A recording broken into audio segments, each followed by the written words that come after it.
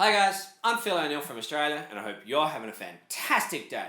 We're back with more December dailies, daily tips to improve your trumpet playing.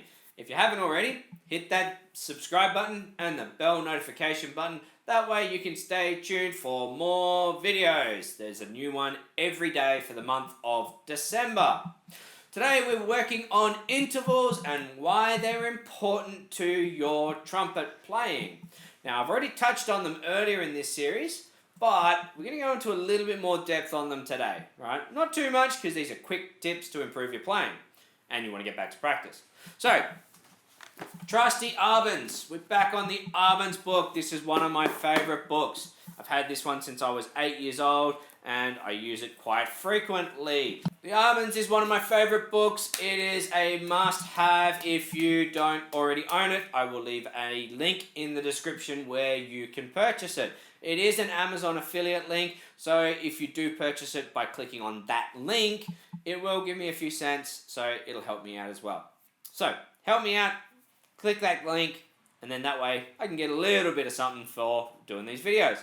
So today I'm going to work on exercise 2 instead of exercise 1, which I've done in the past a couple of times. I'm going to work on exercise 2. We're changing the key, we're starting in F major, and we're doing the reverse intervals. So the steady note is the upper note, and the changing one is the lower note. Why are these important?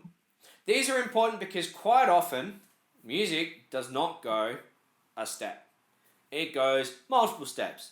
Leaps and bounds, and especially if you're playing one of the inner parts, we have a lot more interval jumps than what we would on some melody lines. But it's important to know that we can change to these notes without moving your chops or any sort of strain. So we need to make sure that we can do them.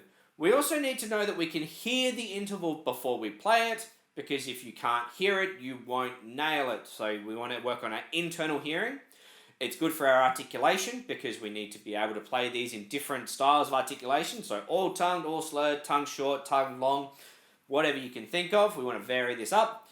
It's also good for our endurance because these are quite taxing over to play them in quite a quick succession.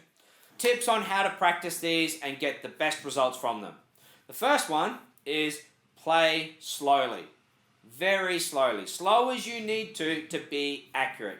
Accurate always trumps speeds. 2, use a tuner. Play these in tune. Right? I did a previous December daily on these. I can leave a link in the description for that one as well. But use your tuner. Play them in tune. That way you get to work on your internal hearing so that you can hear where the interval is meant to be and you don't learn it wrong, incorrectly. 3, keep the same setting. Do not move your embouchure. You want to keep the same setting so that everything is nice and fixed and relating to everyone. Kind of compare it to your chops, or your embouchure is essentially the foundation of your playing. So if you're building a house, you want to build it on good, solid, concrete foundation, but the foundation of the house needs to be really solid or else everything falls down. If you keep moving your foundation, then your house is going to fall down. Right? Same thing with your trumpet playing. Keep the same foundation, so keep the same setting. You won't split notes, you'll have better endurance, you'll just be a far better player than by moving your chops, moving your setting, moving your foundations all the time. Just like your house. It'll fall down if the foundations are moving. I also like to start slowly and then gradually increase my speed. So I'll repeat each line more times than just the once. I'll repeat it several times, and each time I want to gradually get faster and try and push myself beyond my limits. Alright? That way, I'm actually going to improve myself on each key. Some keys are more challenging than others.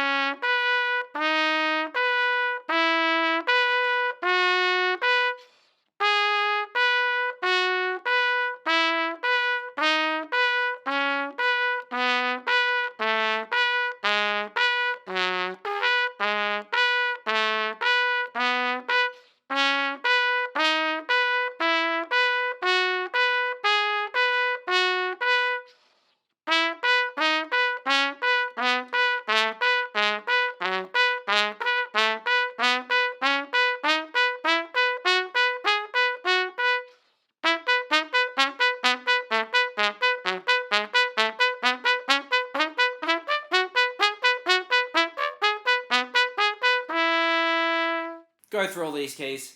They get really challenging. They are quite nasty, right? G flat, not a favorite key of mine, but it's good to work on the keys that we struggle with instead of the keys that we find easy, like F major as much.